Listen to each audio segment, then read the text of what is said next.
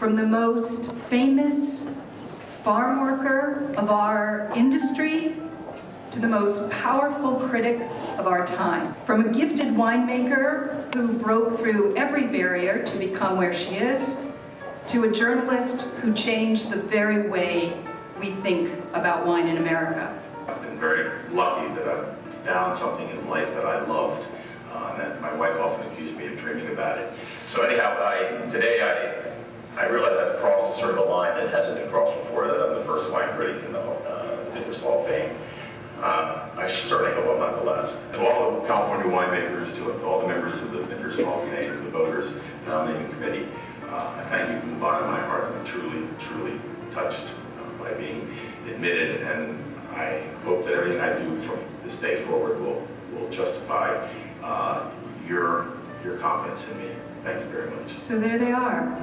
The 2013 inductees, Cesar Chavez, Mary Edwards, Bob Parker, and Frank Schoonmaker. And I'm honored to be joined by the one and only Mary Edwards. You do have a very rich history. I spend a lot of my time interviewing women winemakers and women in wine, and you really are a trailblazer. I guess I am. I guess I really am. I was this girl walking in an apartment where initially there were no women in there. I mean, all the professors when I went to Davis were men.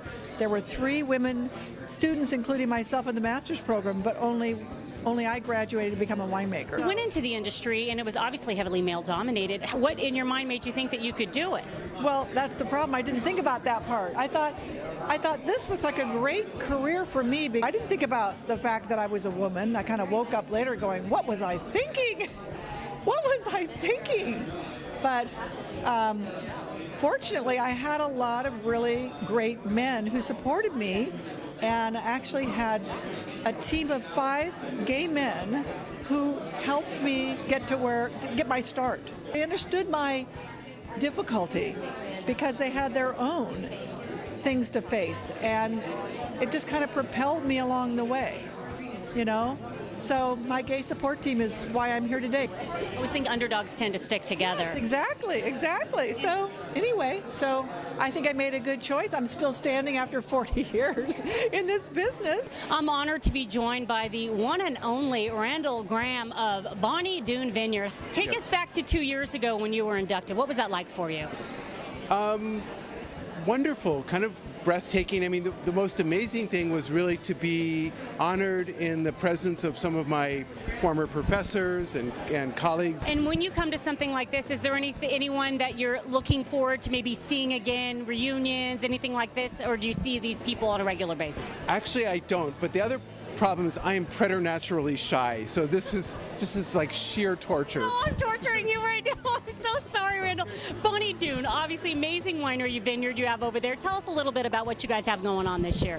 Well, we're still obviously working in the fields of Rhone grapes, and ultimately trying to make wines with soul and personality and distinctiveness, and someday, dare I say, wines of terroir, wines of place, but that's very aspirational at this point. Well, congratulations on being inducted 2 years ago, and thank you so much. You don't seem the least bit shy to me. My pleasure. I interviewed you last year when you got inducted into the Hall of Fame, so congratulations. Yeah, well, it took a little while to get there, but let's face it, it's wonderful being here.